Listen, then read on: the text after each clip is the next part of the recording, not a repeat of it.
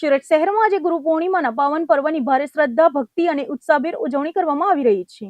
શહેરના તમામ આશ્રમોમાં સવારથી જ ગુરુ પૂજન અને વિવિધ ધાર્મિક કાર્યક્રમો ધામધૂમથી યોજાયા હતા। ગુરુ અને શિષ્યના પવિત્ર સંબંધની ઉજવણી સમાન ગુરુ પૂર્ણિમાના પાવન પર્વે આજે સમગ્ર સુરત શહેર ભક્તિમય રંગે રંગાયું છે। શહેરના ખૂણે ખૂણે આવેલા તમામ આશ્રમો અને મંદિરોમાં સવારથી જ સદગુરુ પૂજન અને વિશેષ ધાર્મિક અનુષ્ઠાનો યોજાયા હતા। ભક્તોએ પોતાના પથદર્શક ગુરુદેવના ચરણોમાં શીશ નમાવીને ધન્યતાની લાગણી અનુભવી હતી। સુરતના પાલ સ્થિત આવેલ સુપ્રસિદ્ધ અટલ આશ્રમ ખાતે ગુરુ પૂર્ણિમાના મહોત્સવની અત્યંત ધામધૂમથી ઉજવણી કરવામાં આવી હતી। આ નિમિત્તે આશ્રમના મહંત સદગુરુ શ્રી બટુકગીરી મહારાજે ઉપસ્થિત તમામ ભક્તજનોને આરતી વચન પાઠવ્યા હતા। સવારથી જ આશ્રમ પરિસરમાં વૈદિક મંત્રોચ્ચાર, પૂજા અર્ચના અને સુરમય ભજન કીર્તનનો માહોલ જામ્યો હતો, જેનાથી આખો આશ્રમ હરિનામ અને ગુરુ મહિમાના નાદથી ગુંજી ઉઠ્યું હતું। આ પાવન અવસરે અટલ આશ્રમ ખાતે સુરત અને આસપાસના વિસ્તારોમાંથી મોટી સંખ્યામાં શ્રદ્ધાળુઓ ઉમટી પડ્યા હતા। ભક્તોએ ભારે શ્રદ્ધા, સમર્પણ અને ભાવપૂર્વક ગુરુ ચરણમાં વંદન કરી ગુરુદેવના દર્શનનો લાભ લીધો હતો। ગુરુ પૂર્ણિમાના આ વિશિષ્ટ પર્વ નિમિત્તે આશ્રમ તંત્ર દ્વારા તમામ દર્શનાર્થીઓ માટે બપોરે વિશાળ મહાપ્રસાદીનું પણ સુંદર આયોજન કરવામાં આવ્યું હતું। આજના આ પવિત્ર દિવસે અટલ આશ્રમ ખાતે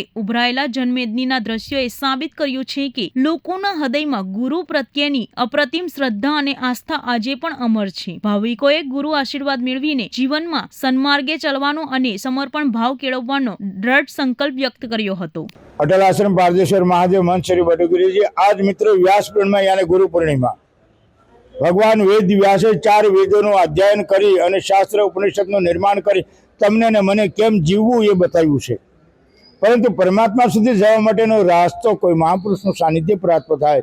जेम भगवान राम पण वशिष्ठના सानिध्यમાં ગયા, कृष्ण चांदीपुनी ऋषिના सानिध्यમાં ગયા, नारदजी વાલ્યાને ઉપદેશ આપી, મળા મંત્ર આપી અને પોતાના જીવનને સાર્થક કર્યું। કબીરના ગુરુ રામાનંદાચાર્ય હતા, એમને પણ રામ મંત્ર આપી એનું જીવન સાર્થક કર્યું।